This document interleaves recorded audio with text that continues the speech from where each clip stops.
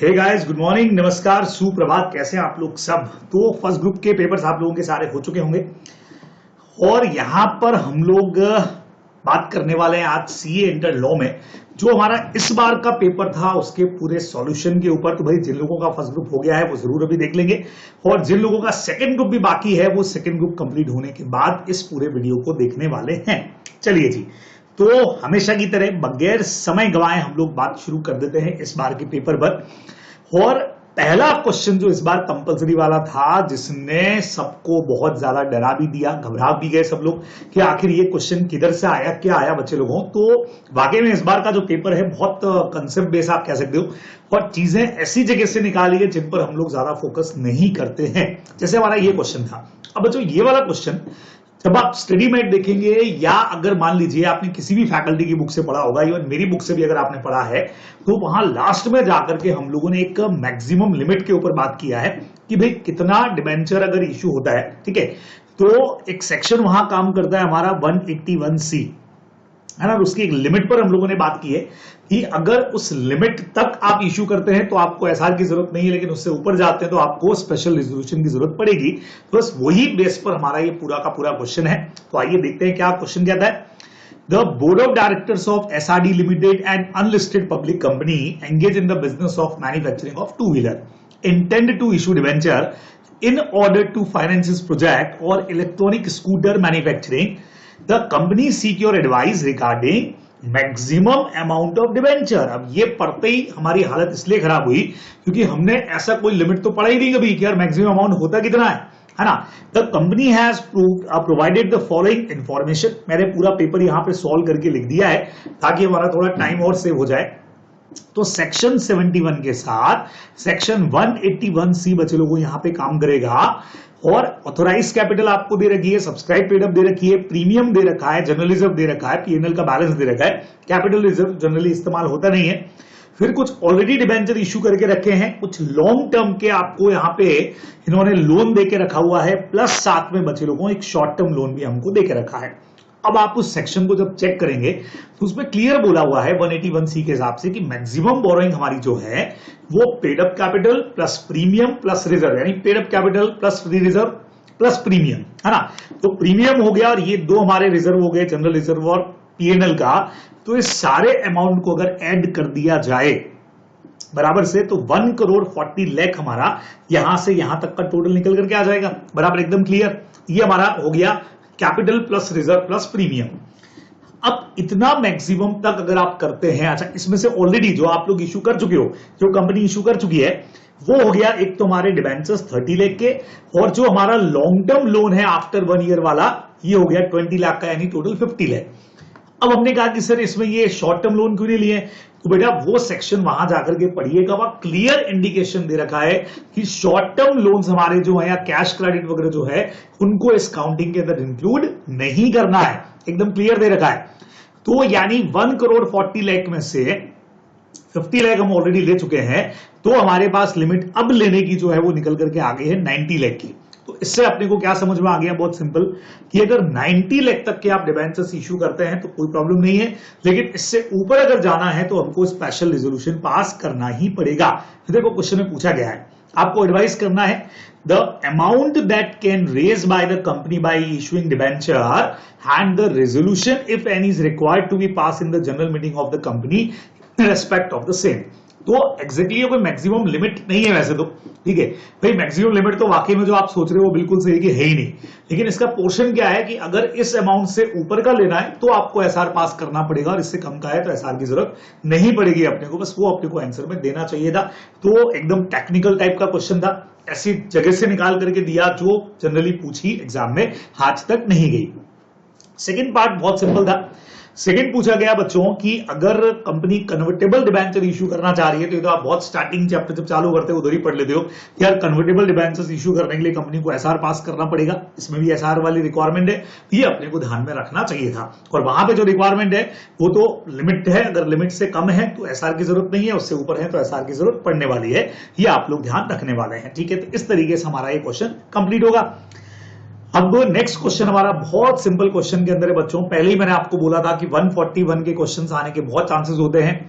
P Limited appointed XYZ and Company and audit firm as auditor of company at AGM held on 30th September। 3 partner है और आपको validity बताना है हर case के लिए, हर एक केस में कि भाई ये एलिजिबल है कि नहीं इनका अपॉइंटमेंट। तो सबसे पहले क्या पूछा, मिसेस क्यू जो वाइफ है मिस्टर एक्स की, उसने इसी कंपनी में यानी पी लिमिटेड में 1 लाख की फेस वैल्यू के शेयर्स में इन्वेस्टमेंट कर रखा है। अब बच्चों 141(3)D में हमने डिस्क्वालिफिकेशंस पढ़ी है और शेयर होल्डिंग अगर रिलेटिव लेता है तो 1 लाख तक की फेस वैल्यू तक का एग्जम्प्ट है, ये अपने को अच्छी तरह से पता है। उसके अलावा अगर खुद चार्टेड लेता या इसका पार्टनर लेता तो एग्जम्पशन नहीं था, लेकिन रिलेटिव के लिए 1 लाख तक का एग्जम्पशन है, फेस वैल्यू तक का वही इनके पास में है, तो ये डिस्क्वालिफिकेशन नहीं लगेगी, यानी अपॉइंटमेंट एब्सोल्युटली वैलिड होने वाला है, ये अपने को ध्यान रखना है। पूरा क्वेश्चन 141(3)D पे बनाया। Mrs Q wife of mister x, same उसी के लिए बोला है, इंडिविजुअल हर एक केस के लिए आपको अलग अलग बताने को बोला है। और यहां बोला है गारंटी दिया है उन्होंने जी को, हाँ पी लिमिटेड के लिए 1,50,000 का। अब सेम जगह पे आप लोगों ने पढ़ा हुआ है कि गारंटी दे सकते हो, लेकिन उसका मैक्सिमम लिमिट 1 लाख रुपीस का है, यहां पे 1,50,000 है, तो यहां डिस्क्वालिफिकेशन हो जाएगी, यानी अपॉइंटमेंट वैलिड होने वाला नहीं है। अब तीसरा सिचुएशन है बच्चे लोगों, मिसेस क्यू जो है सेम क्वेश्चन, एक्स की wife indebted to Z limited for 10 lakh. अब जेड लिमिटेड कहां से आया भाई, क्योंकि कंपनी तो पी लिमिटेड है, तो आगे दे दिया P limited hold 1/4 paid up capital of the Z limited, यानी जेड लिमिटेड का 1/4 शेयर कैपिटल पी लिमिटेड के पास में। बच्चों 1/4 का मतलब 25%। इससे होल्डिंग सब्सिडियरी का रिलेशन तो नहीं बनेगा, लेकिन इससे हमारा रिलेशन बन सकता है हाँ एसोसिएट कंपनी का। अब कई लोगों को दिमाग में आएगा सर लेकिन उसके लिए तो टोटल वोटिंग राइट्स देखते हैं अपन लोग, मोर देन 20% सिग्निफिकेंट इन्फ्लुएंस में वोटिंग राइट देखा जाता है।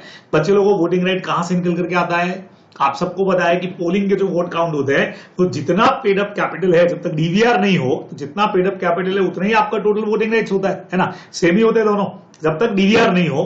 तो इस वजह से जितना कैपिटल है वही हम लोग टोटल वोटिंग राइट्स भी मानेंगे, और उसके हिसाब से ये कंपनी हो गई एसोसिएट कंपनी। ठीक है, तो अब एसोसिएट कंपनी को लोन दिया है, मतलब कनेक्शन तो हो गया।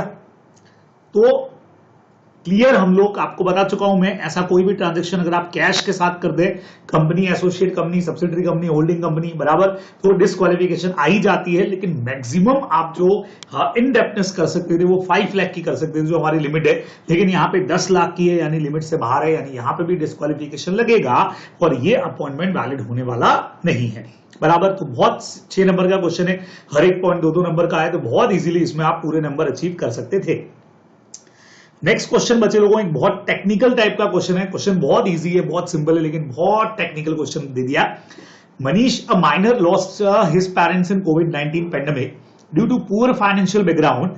Manish was facing difficulty in maintaining his livelihood. He approach mister Sohail, एक ग्रोसरी शॉपकीपर है, to supply him grocery item. अब बच्चों ग्रोसरी का आइटम सप्लाई हो रहा है, इसका मतलब इंडियन कॉन्ट्रैक्ट एक्ट में अगर थोड़ा सोचूं तो लाइफ का नेसेसिटी का मामला है ये, तो थोड़ा आंसर आपका फाउंडेशन से चला गया। Grocery item and to wait for some period for receiving his dues. Mr. Sohail did not agree with the proposal. वो एक प्रपोजल के लिए एग्री नहीं था, तो सेलर है।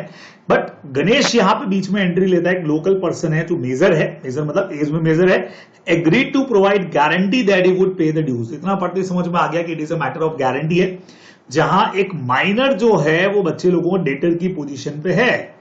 तो माइनर जहां डेटर होता है, वैसे भी अपन ने पढ़ा हुआ है, वहां पे कॉन्ट्रैक्ट हमारे वैलिड बन जाते हैं बराबर से, और यहां तो वैसे भी लाइफ की नेसेसिटीज है, तो कॉन्ट्रैक्ट तो वैलिड ही बनता दिख रहा है अपने को। ठीक है, अब आगे बोला है mister Sohail supplied the grocery to Manish बराबर, उन्होंने ग्रोसरी सप्लाई करने को उसकी गारंटी पे बोला है।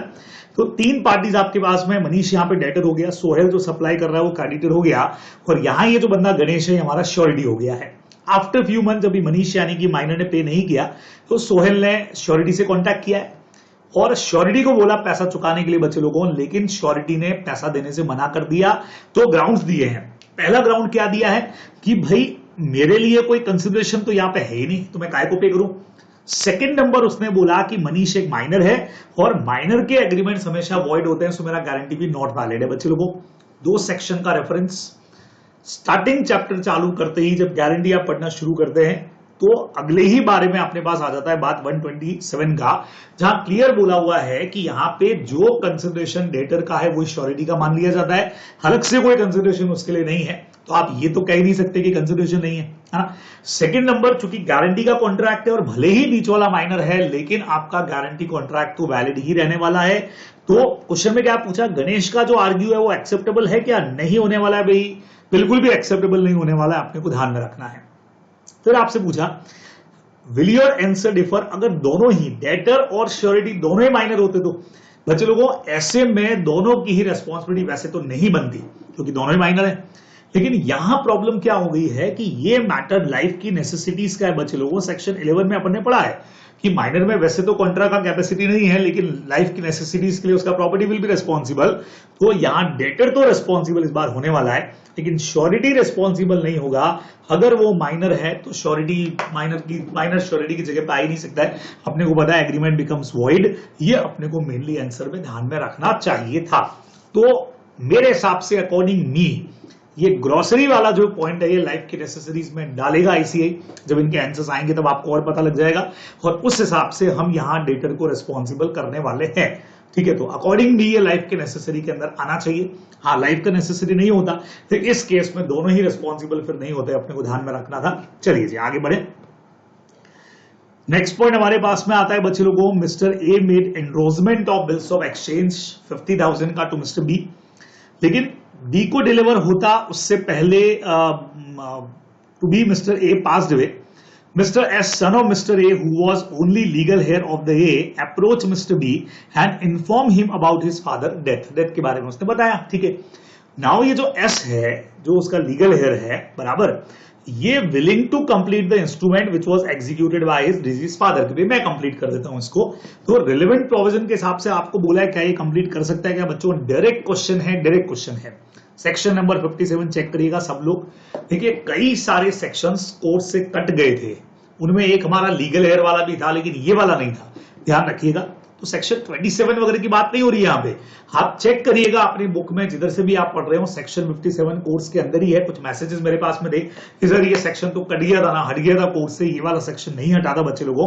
और सेक्शन की क्लियर लैंग्वेज में लिखा हुआ है कि लीगल हेयर जो है वो इस बिल को कंप्लीट नहीं कर सकता है। डायरेक्ट क्वेश्चन दे रखा है, जिसने 57 पढ़ा रहेगा उसको ये आंसर पता रहेगा, तो वो कंप्लीट नहीं कर सकता है। हमारा आंसर जाएगा बच्चे लोगों, चेक करिएगा अपनी बुक के भी जो नेगोशिएशन वाला चैप्टर है उसके अंदर 57 आप लोगों को दे रखा है। बाकी स्टडी बैंड से ये सेक्शन आप लोग चेक कर सकते हैं।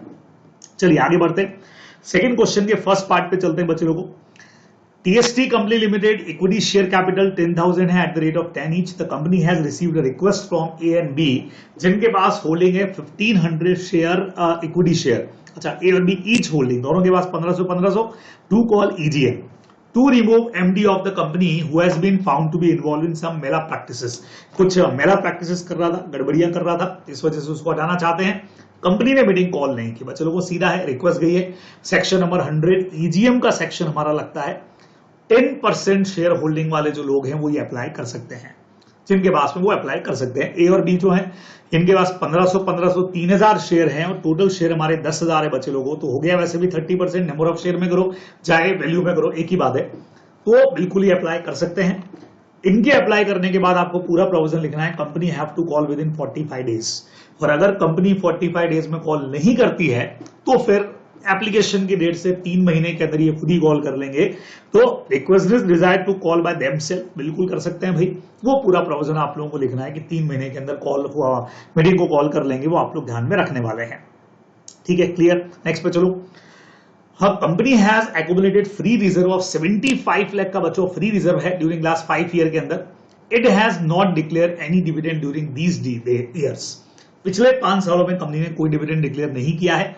Now the company proposed to appropriate a part of this amount for making payment of dividend for current year, जो 12 लाख का ही प्रॉफिट है। 12 लाख का प्रॉफिट है, उससे वो डिविडेंड देना चाह रही है। बोर्ड ये डिसाइड कर रहा है कि डिविडेंड देना है 30 लाख का, जो होगा 30% ऑफ द कैपिटल। तो 30 लाख अगर 30% है तो इसका मतलब कंपनी का पूरा कैपिटल कितना, 1 करोड़ का लग रहा है अपने को ना, 1 करोड़ का कैपिटल है कंपनी का। 30 लाख अगर 30% है तो 100% कितना होगा बच्चे लोगों, सीधा 1 करोड़ का कैपिटल है। कैपिटल भी पता लग गई। एग्जामिन करके बताना है प्रपोजल वैलिड है कि नहीं बच्चों। 12 लाख के करंट ईयर के प्रॉफिट से 30 लाख का डिविडेंड तो पॉसिबल है नहीं करंट ईयर के प्रॉफिट से। तो हमने प्रोविजन पढ़ा हुआ है, in case of insufficiency of profit हम रिजर्व वैसे भी दे सकते हैं, देते ही हैं। तो बिल्कुल 75 लाख हमारे पास पड़े हुए हैं भैया, दे सकते हैं, लेकिन उसके लिए 3 कंडीशन पूरा करना पड़ेगा। आइए तीनों कंडीशन चेक कर दे। मैंने पूरा सॉल्व करके रखा है कि इजीली आप लोग कर सकते हैं। सबसे पहले तो 1 करोड़ का कैपिटल निकाल लिया। अब चूंकि पिछले 3 सालों में आपने डिविडेंड दिए ही नहीं है, तो हमारा एवरेज रेट वाला तो प्रोविजन लगेगा ही नहीं, कहानी खत्म हुई। अब सेकेंड नंबर बच्चे लोगों अपने को पता है कितना विड्रॉ कर सकते हैं, 10% of capital plus free reserve. तो कैपिटल हमने 30 लाख का निकाल लिया था, सॉरी 1 करोड़ का निकाल लिया था।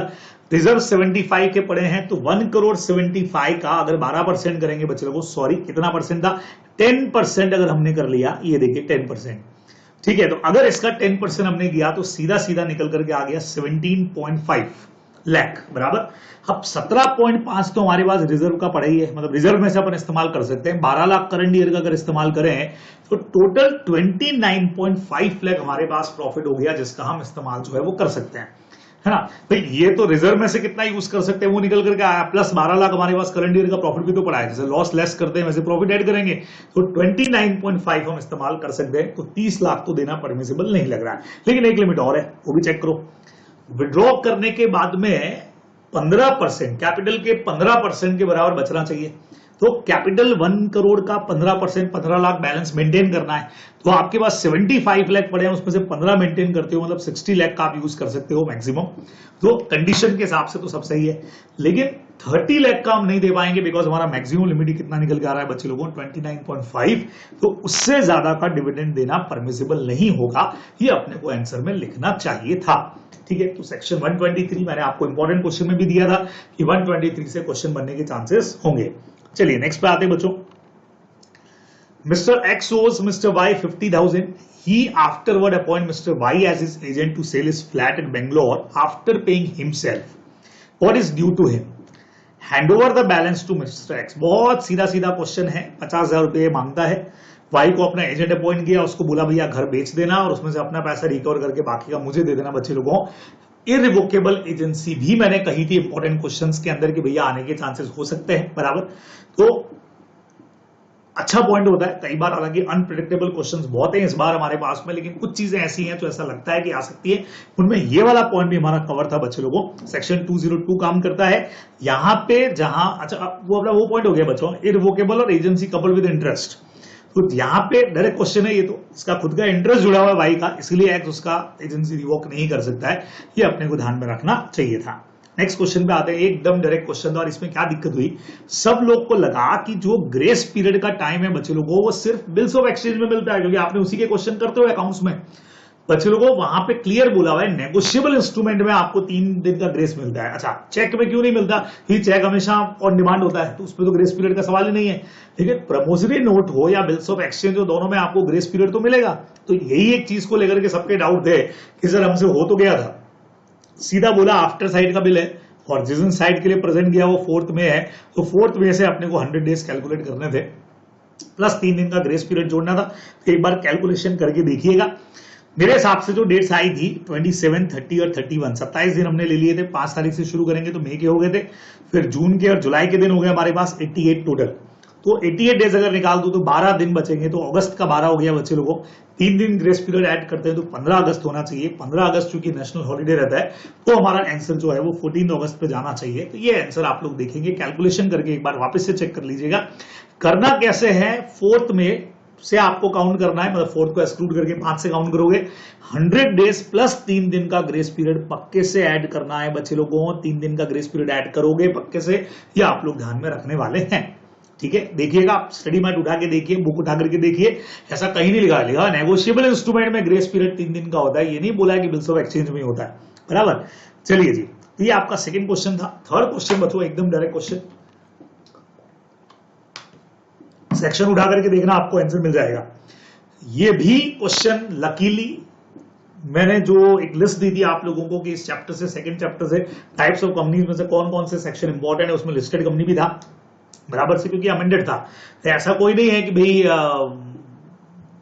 मैंने जो बोला वो आ ही गया बराबर से, क्योंकि कई बार ऐसा होता है कि भाई कुछ चीजें जहां अमेंडमेंट्स आ रखे हैं वो आ रखे हैं, वहां से चीजें बन जाती है बच्चे लोगों, और कुछ भी नहीं है बराबर, तो उस वजह से बन गया। Referring to the relevant of provision of companies act, आपको बताना था लिस्टेड कंपनी के बारे में है। तो लिस्टेड कंपनी का डेफिनेशन उठा करके देखना बच्चों, तीनों पॉइंट तुमको एज इट इज नजर आ जाएंगे, यूं के यूं नजर आएंगे। नॉन कन्वर्टेबल डेप्ट नजर आएगा, प्राइवेट प्लेसमेंट नजर आएगा, भले इसका लिस्टिंग करवा भी रखा है तुमने तो भी काउंट तो अनलिस्टेड ही हो गए। Same non convertible preference share है, किया प्राइवेट प्लेसमेंट से, भले लिस्टिंग करवा भी दोगे तो भी ये अनलिस्टेड ही कहलाएगा, ये लिस्टेड कंपनी की कैटेगरी में आएगा ही नहीं। ठीक है, तो आपको ये बताना था लिस्टेड है अनलिस्टेड है, अनलिस्टेड ही है। और तीसरा बच्चे लोगों स्टॉक एक्सचेंज में आप लिस्टेड तो हुए लेकिन फॉरेन के हुए, मैंने पढ़ा था ना सेक्शन, मैंने कहा था ये सेक्शन अभी तक अप्लाई हुआ ही नहीं है, तो आपको बता देते हैं, पढ़ा था वो भी मैंने कहा था कि ये फॉरेन स्टॉक एक्सचेंज में आप लिस्टेड हुए हो जिससे हमको कोई लेना देना नहीं, तो ये भी अनलिस्टेड रहेगा। तीनों ही कंडीशन में अनलिस्टेड रहने वाली है। डेफिनेशन उठा के देखना, यूं ये तीनों पॉइंट आपको एज इट इज सामने दिख जाएंगे और उसके बेस पे आंसर है। सुपर इजी क्वेश्चन है, जो ये डेफिनेशन पढ़ के गया 5 नंबर फोकट के, एकदम इजी, ध्यान में रखेंगे। आगे बढ़ते हैं बच्चे लोगों, 137 बराबर से, हाँ लकीली 137 भी जो मैंने क्वेश्चंस दिए थे उसके अंदर कवर था, 137 भी इस चैप्टर के जो अकाउंट्स वाले क्वेश्चन दिए थे उसके अंदर 137 भी कवर था। तो the government of Rajasthan and Haryana are jointly holding 58% of the paid up equity share capital of Moon limited. ठीक है, देखते ही पता लग गया गवर्नमेंट कंपनी है, 58% गवर्नमेंट के पास में है, तो it is a government company. Audited financial statement of Moon limited for the financial year 21-21 were placed in AGM on 31 अगस्त रखे गए। हाउएवर, अब बहुत सीधा सा है, फाइनेंशियल स्टेटमेंट रखे गए, however pending the comments of controller and auditor general of the said account, की गवर्नमेंट कंपनी है, मीटिंग एडजॉर्न कर दी गई without adoption the accounts adopt नहीं हुए हैं और कंपनी ने इसलिए फाइनेंशियल स्टेटमेंट रजिस्ट्रार को फाइल ही नहीं किए। ये पढ़ते ही यहां तक आप पहुंचोगे, क्योंकि मैंने पहले सॉल्व कर लिया इसलिए मुझे पता था 137 का है, लेकिन आप लोगों ने जब एग्जाम में किया होगा तो यहां तक पहुंच के आप पता लगा सकते थे कि यार रजिस्ट्रार को फाइल नहीं किए स्टेटमेंट, मतलब 137 का क्वेश्चन है।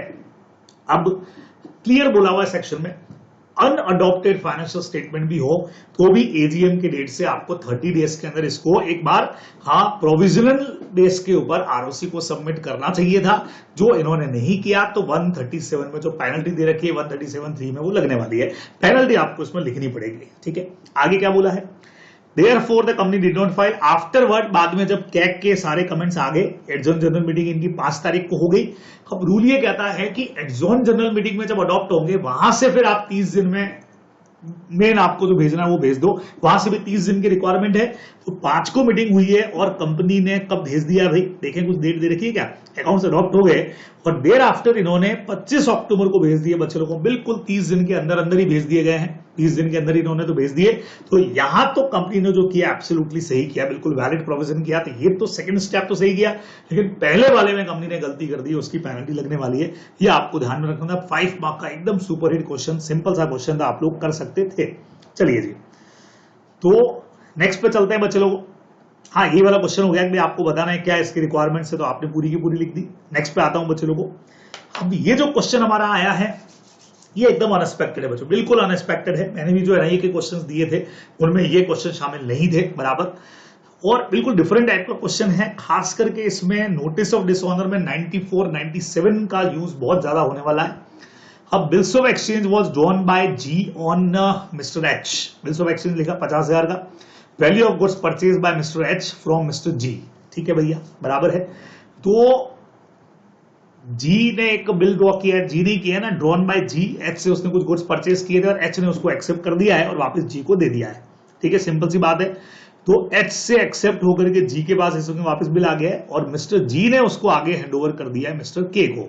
ऐसे बनता है अपना ट्रांजेक्शन सेटल के लिए। ड्यू डेट पर जब के ने एच से पैसा मांगा तो एच ने क्या किया है, एच ने डिनाई कर दिया, पेमेंट से मना कर दिया है, तो इसको नोटिस देना है। After 5 days of date of dishonour of bill, 5 दिन बाद के ने एक रिटर्न नोटिस भेजा है डिसऑनर का by post with acknowledgement to mister G. G को इसने एक नोटिस भेजा।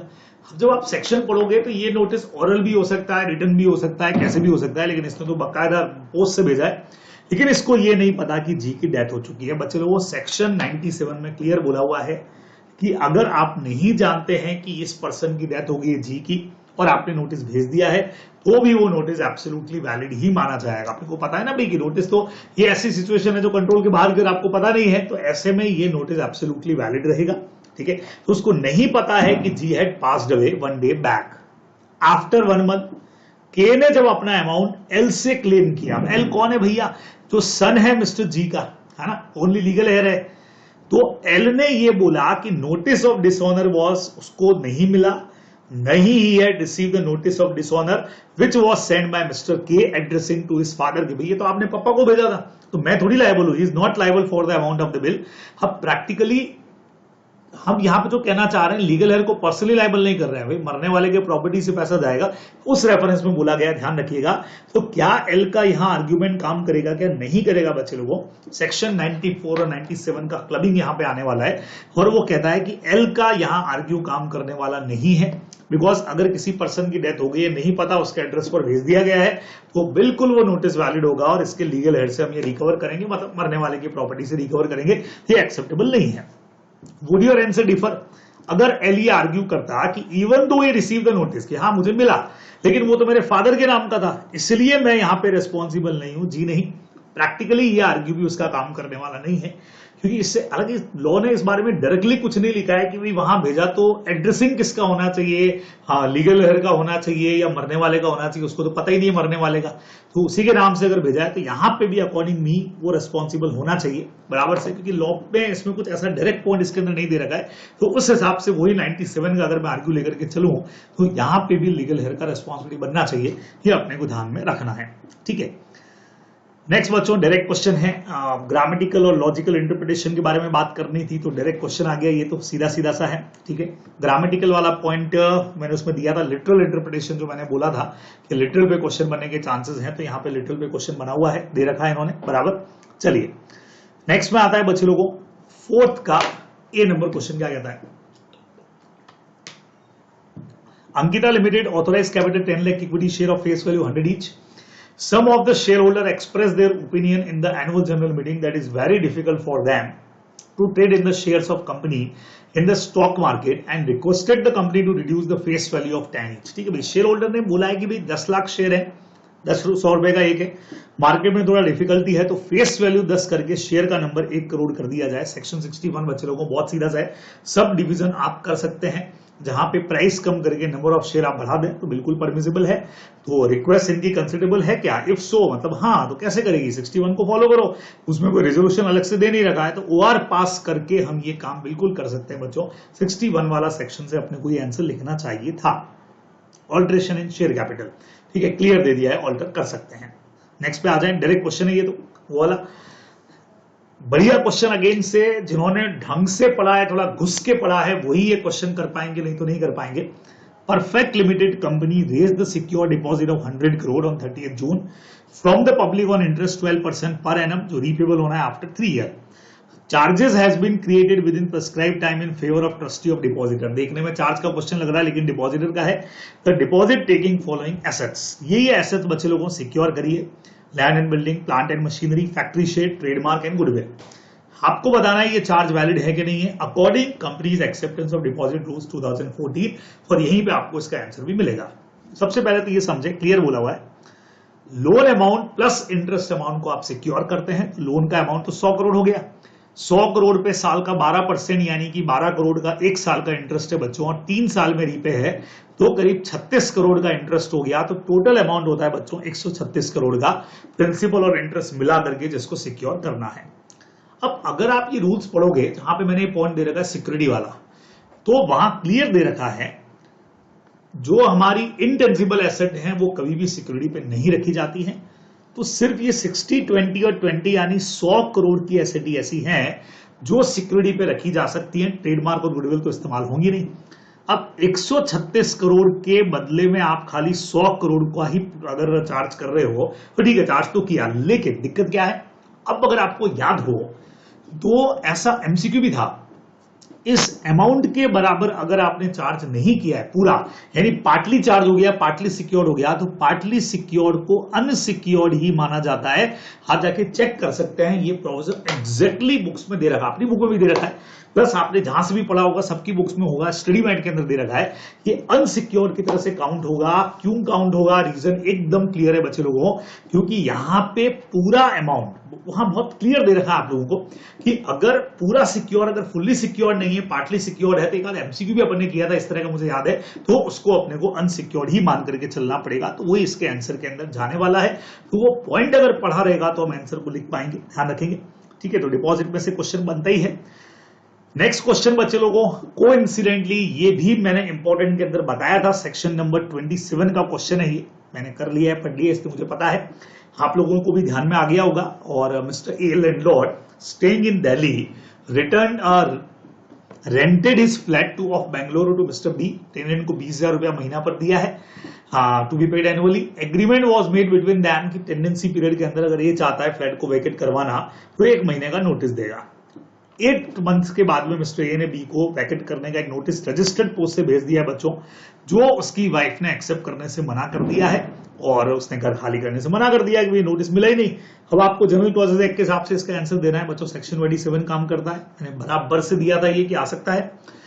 3 चीजें होनी चाहिए इसमें नोटिस वैलिड के लिए, एक तो एड्रेस होना चाहिए, प्री पेइंग, पेमेंट कर चुके हैं उसके स्टैम्प का, और रजिस्टर्ड पोस्ट से आपको भेजना है। अगर तीनों कंडीशन पूरी हो रही है तो नोटिस वैलिड माना जाएगा। और वहां आपको बुक में 3 केस दे रखे, उसमें सेकंड वाला केस ही है बच्चों, है ना। देखिएगा, जगदीश सिंह वर्सेस एक नत्थू सिंह वाला हमारा एक केस है, उसमें एग्जैक्टली यही दे रखा है कि टेनेंट को नोटिस भेजा, इन सबको फॉलो करते हुए उसने रिटर्न कर दिया तो भी माना जाएगा, सर्विस और नोटिस हो गया तो अपना वैलिड है, बिल्कुल एब्सोल्युटली। 4 मार्क्स का अच्छा क्वेश्चन है, ध्यान में रखेंगे।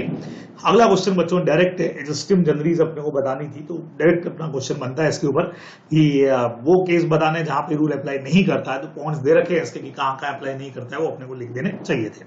चलिए आखिरी क्वेश्चन में बच्चों पहुंच गए अपन लोग। देखिए लास्ट क्वेश्चन क्या कहता है, लास्ट क्वेश्चन कहता है कि भाई Anna limited was dealing in export of cotton fabric of specified foreign countries, company willing to purchase cotton field in Punjab state, the prospectus issued by company contain some important extract on the export report. ठीक है भैया, export report के अंदर कुछ बातें लिखी है और रिपोर्ट जो है वो अनट्रू है। मिस्टर निक ने कुछ शेयर परचेस किया अर्ना लिमिटेड के on the basis of expert report published in the prospectus. However he did not suffer any loss due to purchase of the share. उसको इसमें लॉस कुछ भी नहीं हुआ भैया, बराबर। Would mister Nick have any remedy against the company. बच्चे लोगों अब देखो 2 सेक्शन काम करते हैं, 34, 35। अब ध्यान से सुनना, 34 क्रिमिनल है और 35 सिविल है। 34 तब लगता है जब प्रोस्पेक्टस में कोई भी मिसस्टेटमेंट अगर आया, अनट्रू स्टेटमेंट आया, कुछ चीजों को हाइड किया, तो 34 तो लगेगा। तो क्रिमिनली तो यहां पे रिस्पॉन्सिबल होने वाले हैं। हालांकि इन्होंने पूछा है कंपनी के अगेंस्ट में कोई रेमेडी है क्या, बच्चों क्रिमिनल वाला मामला कंपनी के अगेंस्ट में नहीं लगता है, क्योंकि इसमें 447 होता है। तो आपको पूरा समझाना है ये, क्योंकि कंपनी के अगेंस्ट तो यहाँ इस वाले पॉइंट में कोई रेमेडी लगेगी नहीं, क्योंकि 34 वाला सेक्शन जो है वो डायरेक्टर्स वगैरह के लिए है, जिसने ऑथोराइज किया हो उनको जरूर 34 में रिस्पॉन्सिबल कर सकते हैं। अब 35 में डैमेजेस या कॉम्पनसेशन क्लेम होता है, लेकिन वो तभी होता है जब लॉस हुआ। फ्रॉड वाले में इंडियन कॉन्ट्रैक्ट में भी आप पढ़ गए और यहां पे भी अपने को पता है। और क्वेश्चन में जब दे दिया कि उसको कोई लॉस हुआ ही नहीं है, तो 35 यहां पर अट्रैक्ट होने वाली नहीं है। ध्यान रखिएगा, लॉस नहीं हुआ तो आप कोई क्लेम यहां पे नहीं कर पाएंगे, अपने को ध्यान में रखना है। तो 34 में लायबल होंगे, 35 में नहीं होंगे। कंपनी तो किसी भी केस में हो ही नहीं रही है, बराबर। अब आपको सरकमस्टांसेस बतानी है जहां पे एक्सपर्ट हमारा लायबल नहीं है। बच्चे लोग अपनी बुक में भी आपको ध्यान होता है, एक बॉक्स बना के मैंने लिखा हुआ है when expert is not liable, सब जगह पे है। 26(5) के अंदर जहां उसने अपना कंसेंट दिया नहीं है, देकर के वापस से विड्रॉ कर लिया है, या जहां पे उसकी रिपोर्ट में मिस्टेक नहीं है, बाकी प्रोस्पेक्टस में लेकिन उसमें नहीं है, तो वहां वो रिस्पॉन्सिबल नहीं होता है। वो पॉइंट्स आप लोगों को प्रैक्टिकली लिख देने चाहिए थे। बहुत सीधा सा क्वेश्चन था ये भी। अब इसी का एक पार्ट और पूछा गया बच्चों और लगा के कि ये नहीं कर सकते तो आप ये कर लो। अब लकीली बच्चों ये क्वेश्चन भी अपनी बुक का क्वेश्चन में से एकदम सेम टू सेम आया है, बराबर। लेकिन मैं ये क्लेम नहीं कर रहा हूं कि भाई चलो अपनी बुक से आ गया, क्योंकि हमारी बुक में भी जो क्वेश्चंस होते हैं मेनली वो आईसीएआई के प्रीवियस क्वेश्चंस में से आए हुए क्वेश्चंस हैं। तो कोइंसिडेंटली एग्जैक्ट क्वेश्चन है, बस फर्क इतना है बच्चे लोगों को बुक देखिएगा। यहाँ सुरेश लिया है, अपनी बुक के अंदर रमेश लिखा हुआ है। आईसीएआई ने पुराना काफी पहले क्वेश्चन पूछा हुआ एज इट इज, और एज इट इज सबकी सारी फैकल्टीज की बुक में आपको मिलेगा बराबर से। तो the articles of AB limited provide that document may be serve upon the company only through speed post. खाली स्पीड पोस्ट से भेजोगे, आर्टिकल में लिखा हुआ है। अब कई लोगों को लगा कि सर आर्टिकल में लिखा हुआ है तो ये तो मान के चलना चाहिए था, कंस्ट्रक्टिव नोटिस भी लगा देंगे हम, तो ये भी लगा देंगे वो भी लगा देंगे। कुछ नहीं बच्चों, डायरेक्ट क्वेश्चन था। कंपनी अगर कुछ भी नोटिस भेजती है तो सेक्शन 20 लगेगा बच्चों, सर्विस ऑफ नोटिस। अब आर्टिकल में इन्होंने लिख दिया ओनली स्पीड पोस्ट से भेजना है। सुरेश ने इनको भेजा कोरियर से अंडर सर्टिफिकेट ऑफ पोस्टिंग, जो एब्सोल्युटली वैलिड है, बराबर। जब आप सेक्शन 20 की लिस्ट देखेंगे कि मेंबर कंपनी को कैसे भेज सकता है, तो उसमें courier and certificate of posting वगैरह सब कुछ अलाउड है। कंपनी ने उसको एक्सेप्ट नहीं किया क्योंकि आर्टिकल्स का वॉयलेशन हो गया है। अब बच्चे लोगों यहां पे एक सेक्शन 6 भी काम करेगा। ओवरराइडिंग वाला आर्टिकल्स में ऐसा कुछ भी नहीं लिखा जाएगा जो कंपनीज एक्ट को ओवरराइड करे। और जब आर्टिकल्स कंपनीज एक्ट में डायरेक्ट सेक्शन 20 के अंदर बाय पोस्ट लिख दिया गया है, रजिस्टर्ड पोस्ट लिख दिया गया है, कोरियर लिख दिया गया है, तो फिर आप मना कर ही नहीं सकते। आप ये आप लिख सकते थे कि भाई may be served upon A company through speed post, लेकिन ओनली वर्ड लगा दिया और रिजेक्ट कर दिया तो गलत है। सुरेश को इससे लॉस हुए। एग्जैक्ट क्वेश्चन दे रखा है बच्चों, क्या ये रिफ्यूजल वैलिड है क्या? तो ये रिफ्यूजल कंपनी का वैलिड बिल्कुल भी नहीं है, और चूंकि वैलिड नहीं है तो सुरेश बिल्कुल डैमेजेस क्लेम करेगा सेक्शन 20 और साथ में सेक्शन नंबर 6 के रेफरेंस से अपने को आंसर करना था। ये बच्चों आर्टिकल्स है ही नहीं। तो मैं पढ़ाते वक्त भी आपको ये कहता हूं कि ये क्वेश्चन जो 20 नहीं पढ़ के गया उसको लगेगा कि अरे ये तो आर्टिकल्स का वॉयलेशन कर दिया, आर्टिकल्स उसको पता होने चाहिए थे, कंस्ट्रक्टिव नोटिस लगाओ और ऐसा करो वैसा करो। ऐसा नहीं होगा। कुछ लोगों को लगा सेक्शन 10 लगा दो सर कि हर जो शेयर होल्डर है वो bound by the provision of the articles है। दोनों ही गलत है बच्चों। डायरेक्ट क्वेश्चन है सेक्शन 20 का, देख सकते हो आप लोग, चेक कर लेना, और साथ में सेक्शन नंबर 6 भी लगेगा। चलिए नेक्स्ट पे आते हैं बच्चों।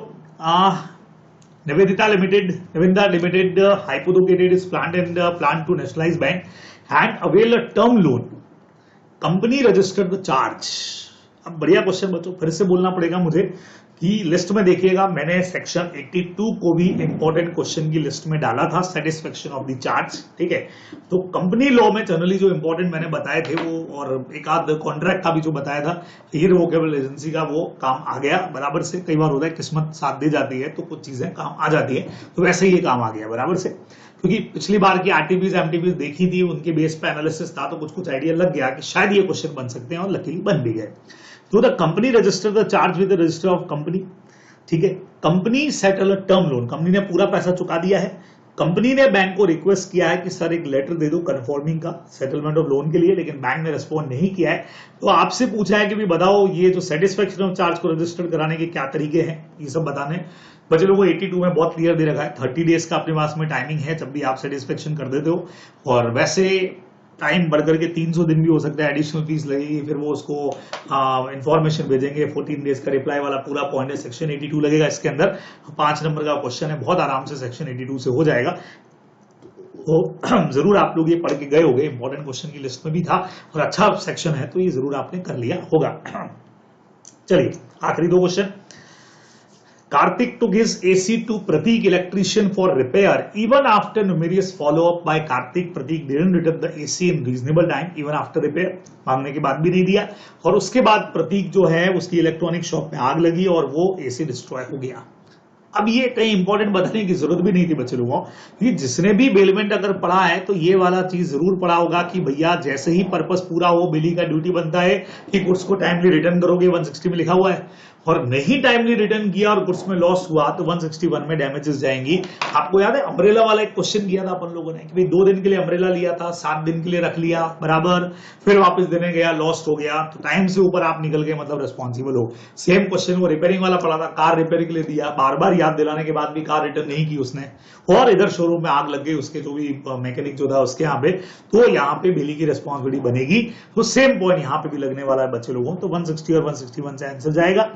और आखिरी क्वेश्चन, एक लाइन का क्वेश्चन बल्ले बल्ले वाला था, ऑफिशियल गजट, किसी ने सोचा भी नहीं था, हमने भी नहीं सोचा था कि यार ऑफिशियल गजट वाला क्वेश्चन 3 नंबर का आ जाएगा सेक्शन 339 में। सिर्फ 2 बातें लिखी हुई उसमें। ऑफिशियल गजट वो होता है तो या तो इंडियन गवर्नमेंट इशू करती है या स्टेट गवर्नमेंट की तरफ से इशू होता है बराबर, वो गजट जो है वो अपना ऑफिशियल गजट है। 2 ही 1 लाइन का आंसर था खाली इसका, देखिएगा आप नोट्स में, बुक में 1 लाइन लिखी हुई है खाली, या तो इंडियन गवर्नमेंट या स्टेट गवर्नमेंट, और काम खत्म है इसका। 3 नंबर यहाँ पे अपने को दे दिए गए। तो ये बच्चे लोगों आपका पूरा पेपर था, तो होप सो कि सॉल्यूशंस आप लोगों को समझ में आ गए होंगे। बाकी सब कुछ अब आईसीई का जब आंसर आएगा, हालांकि वो बहुत बाद में आने वाला है, आप लोगों के रिजल्ट के बाद में उनके सजेस्टेड आएंगे, तो जाके अपने को पूरा आइडिया लगेगा कि हाँ भाई कहीं कुछ एक आध जगह पे कहीं प्रिजम्पशन हमारा इधर उधर तो नहीं हो गया, चाहे एक आध जगह खास करके एनआईए वाले के अंदर जहां 97 के हिसाब से हमने आंसर्स लगाए अकॉर्डिंग मी, वो आंसर होना चाहिए। बाकी हम लोग उस वक्त के अंदर अच्छी तरह से इसको देखने वाले हैं। ठीक है, तो बाय, टाटा, टेक केयर, फिर आप लोगों से जल्दी ही मुलाकात होगी। Bye bye.